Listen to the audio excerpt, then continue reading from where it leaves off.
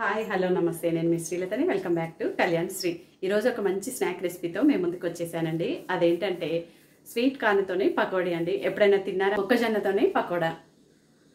అవును, ఎప్పుడు క్యాబేజీ ఉల్లిపాయ వాటితోనే చేస్తుంటాం కదా, మొక్కజొన్నతోనే చేద్దాం అనుకుంటున్నానండి. మొక్కజొన్నతోని ఉడకబెట్టేసి లేదంటే వాటిని గారెల్లాగా వేసుకుంటాం కదా, అలా కాకుండా కొంచెం ఉల్లిపాయ వేసేసుకొని పకోడీలాగా వేసి చూడండి, చాలా టేస్టీగా ఉంటాయండి. 2 రకాల మొక్కజొన్నలతో చేసినా కూడా టేస్ట్ అనేది బాగుంటుంది. ఒకసారి కనుక ఇలా చేసుకున్నారనుకోండి మళ్ళీ మళ్ళీ ఇలాగే చేసుకొని తింటారు, అంత రుచిగా ఉంటుందండి.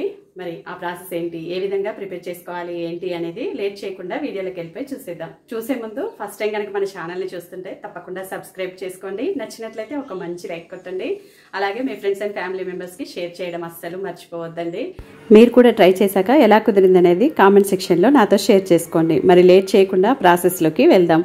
ముందైతే నేను ఇక్కడ ఒక్క మొక్కజొన్న కంకిని తీసుకున్నానండి. దీన్ని మీరు ఒలుచుకొనైనా తీసుకోవచ్చు, లేదంటే చాక్తోనే ఇక్కడ చూపిస్తున్న చూడండి ఈ విధంగా చేసేసుకోవాలన్నమాట.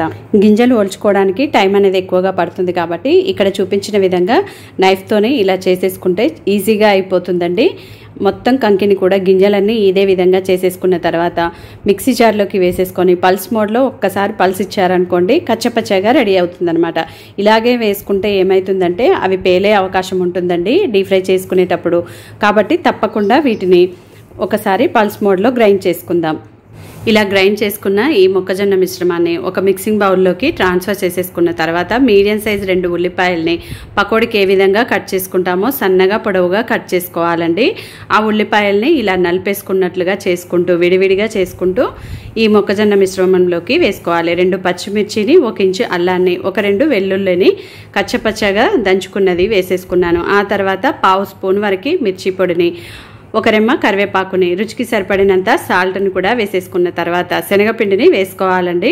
శనగపిండి ఇంత అంత అని ఏం లేదండి, మనం కలుపుకుంటూ చూసుకుంటూ వేసుకోవాలన్నమాట. ఆ తర్వాత ఒక 3 స్పూన్ల వరకు బియ్యపిండిని వేసుకోవాలండి. బియ్యపిండి వేసుకోవడం వలన పకోడీ అనేది కరకరలాడుతూ వచ్చేస్తుంది.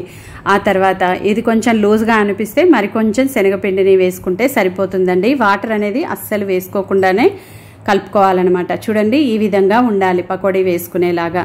ఆ తర్వాత ఇప్పుడు ఆయిల్ని వేడి చేసుకోవాలండి. డీప్ ఫ్రై చేసుకోవడానికి సరిపడినంత ఆయిల్ని బాగా వేడి చేసుకున్న ఆయిల్ని 1 స్పూన్ వరకు ఈ మిశ్రమంలోకి వేసేసుకోవడం వలన పకోడీ అనేది గుల్లగా వచ్చేస్తుందండి. చూడండి ఈ విధంగా స్లోగా ఆయిల్లో డ్రాప్ చేసుకునేలాగా రెడీ చేసేసుకోవాలి.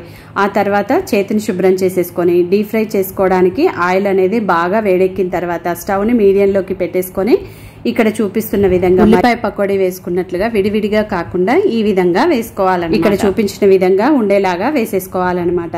అన్నీ కూడా ఆయిల్కి ప్యాన్కి సరిపడినన్ని వేసేసుకున్న తర్వాత వెంటనే కదపకుండా కొంచెం సేపటి తర్వాతకి 2 వైపులా కూడా ఈవెన్గా తిప్పుకుంటూ ఫ్రై చేసుకోవాలండి. మిగతా మిశ్రమంతో కూడా ఇదే విధంగా వేసేసుకొని మీడియం టు హై ఫ్లేమ్లోనే వీటిని ఫ్రై చేసుకోవాలి.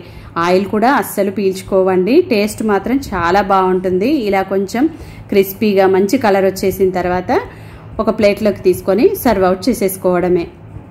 మిగతా పిండితో కూడా ఇదే విధంగా ఫాలో అవుతూ చేసేసుకోవాలండి. వేడివేడిగా సర్వింగ్ ప్లేట్లోకి తీసుకొని సర్వ్ అవుట్ చేసేసుకోవడమే. చూడండి సర్వింగ్ ప్లేట్లోకి తీసుకున్న తర్వాత ఆయిల్ కూడా అస్సలు పీల్చుకోలేదండి. చేతితో టచ్ చేసి చూపిస్తున్నా చూడండి, ఆయిల్ అనేది అస్సలు పీల్చుకోకుండా చాలా రుచిగా ఉండే పకోడీ అనేది రెడీ అయిపోయింది. ఇంతేనండి. మరి ఈ వీడియో మీ అందరికీ నచ్చిందని అనుకుంటున్నాను. నచ్చినట్లయితే మీరు కూడా తప్పకుండా ట్రై చేసి మీకు ఎలా కుదిరింది అనేది ఫీడ్బ్యాక్ని నాతో షేర్ చేసుకోవడం అస్సలు మర్చిపోవద్దు. మరిన్ని ఇలాంటి టేస్టీ రెసిపీస్ కొరకు మన ఛానల్ని సబ్స్క్రైబ్ చేసుకోండి. Thanks for watching. See you in next video. Bye.